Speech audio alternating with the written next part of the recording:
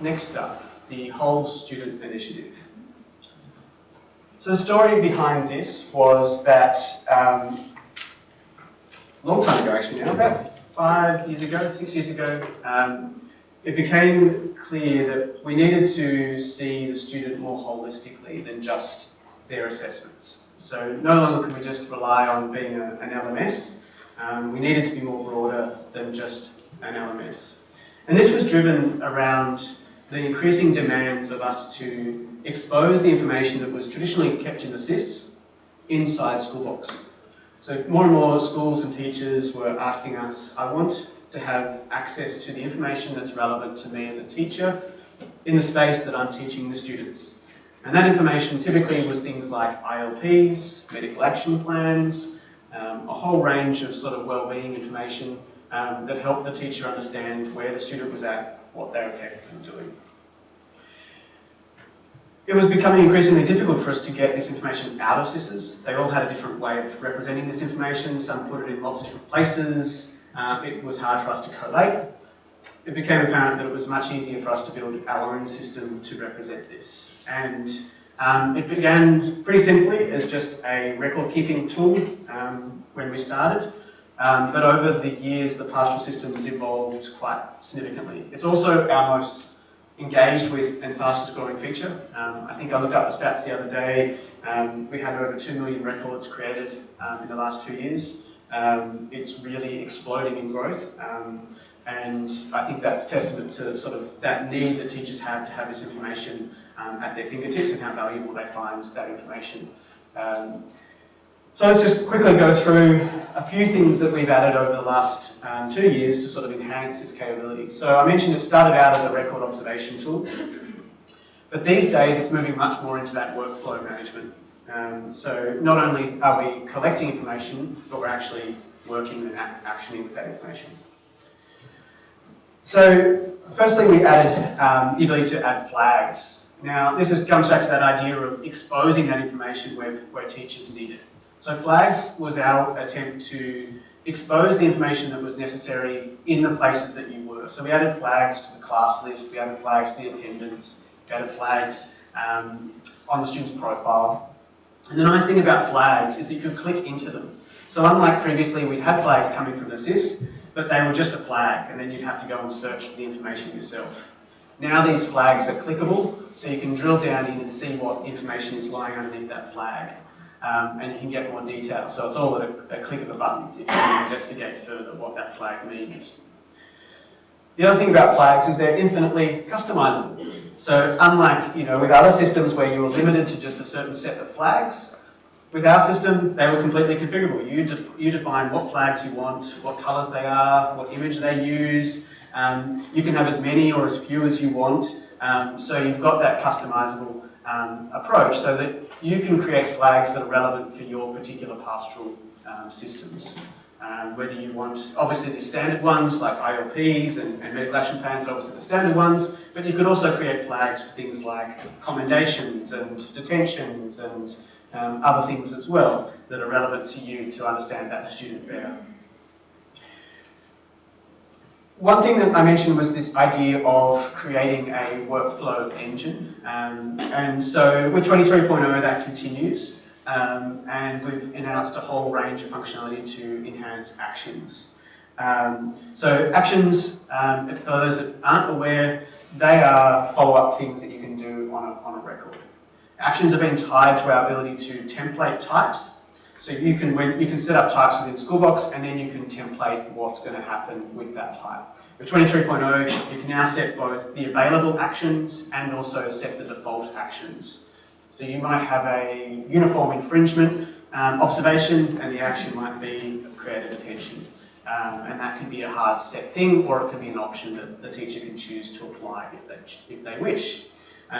So you've got flexibility there in how you create those follow-ups. Of course, the report builder, for those that don't know, the report builder can also build reports on actions. So what that enables you to do is have certain people who are following certain actions and following up on them. So they would build a report, say for example a detention report, and that report would tell them all the students that were given a detention for them to action that detention. So So you can start to create these workflows, and obviously I'm using the detention one as an example, but there's many of these types of workflows within a school where following a particular observation, you want to have an action that flows on from that. And so the action system provides that ability to build those workflows, assign people out to manage them, and to track their progress. Along with the 23.0 updates, for actions, we also added visibility of them, so you can see who's completed them, when they completed them, those types of things as well. The interesting thing about, I mentioned the templates, and when we first started with the pastoral system, we had this idea that the teachers would set their visibility and set the information on the record as they created them. Over the years, the pastoral system's evolved to change that perspective. We've gone from being teacher-driven to being system-driven.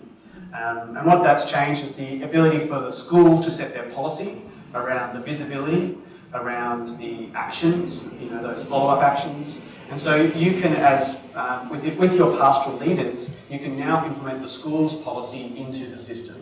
And this has changed dramatically the way the pastoral system operates within the school.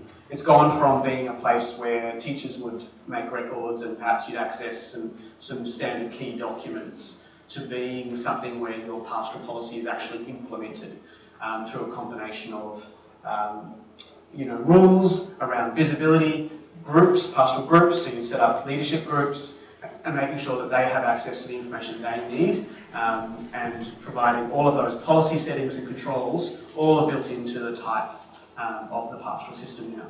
So there's a lot of power in there, and I do recommend spending a lot of time thinking about what you might put into your type definitions. We also have pro formas, so you can build templates. It has tagging, so you can automatically fill out names and things like that as well.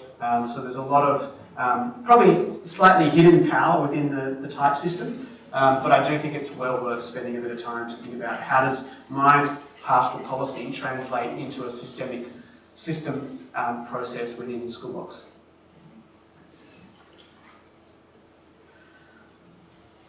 Okay, so once we started capturing all this information, and I mentioned we had 2 million records being created in the last year, of course comes waves of notifications. So it was a great problem to have. I always say this about some problems, that sometimes they're good problems to have. That we were capturing all this information was a good problem. But we needed to find ways to manage that huge amount of information that the pastoral system was now collating into the system. So along came the report builder, and the report builder started out pretty simply as an ability to save a search, basically. It was a tool that allowed you to save your search for pastoral records, but it now has evolved to be much more sophisticated. It's not just a saved search now. You can share those reports with multiple users, and reports have moved from being owned by a particular user to being owned by the system. And this change was significant because it allowed you to create reports and then hand them off to people. So you could create a bunch of reports and then assign them out to the various different areas of the school that they were appropriate. So you could build workflows and processes and hand those reports off to the people that were responsible for managing them. Previously, you built a workflow, you now owned it. If you left the school, all those disappeared. Obviously not ideal. So we've now made them school-owned, which is a really important distinction. The other really key feature that added to reports was the ability to control notifications. So the feedback we had around notifications was, notifications are great, but we really just want control over what we get notified of. We want to be able to say, I don't want to be notified about everything, I just want to be notified about this type of issue. And so the report builder was the ideal place to append that capability. So now you can build a report that covers the exact things you want to be notified about and turn on notifications, and only when a new record enters that report will you be notified. So once again, going back to that idea of handing these processes out to people, you can now build specific reports and set up those notification rules for those people to the things that are relevant to them, whether it's behavioural, whether it's commendations, whether it's alerts to the principal. You can build those specific reports with the specific tailored filter settings so that it goes directly to the right person, and they're no longer hearing just about everything, they're hearing about only the things that are relevant to them.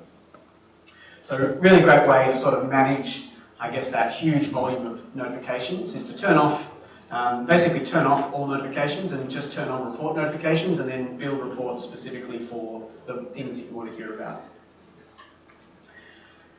I mentioned the tracking of completion of actions. It's obviously up there as well. I think that covers all of my reports. One other thing with 23.0, or two things actually with 23.0. The reports now have the ability to be built around a class code or a group. So that does open up the ability to cohort report as well, and report on your extracurricular activities. So you can now build reports for a wider variety of different purposes and filter those students specifically to those groups that may be coming from the SIS. The other thing we added in 23.0 is the ability to, I'm just thinking, report on actions that are completed as well. So if you just want to get a report of all of the things that happened on a certain action, you can now do that as well. So you've now got the ability to report on actions of all states. So definitely recommend spending a bit more time getting familiar with the reports. Over the last 2 or 3 releases, the report builder has become quite a lot more substantial, and it's definitely something to spend a bit of time getting familiar with because it's very powerful and very useful for a lot of different use cases. And you'll hear us talking about it a lot today, I think.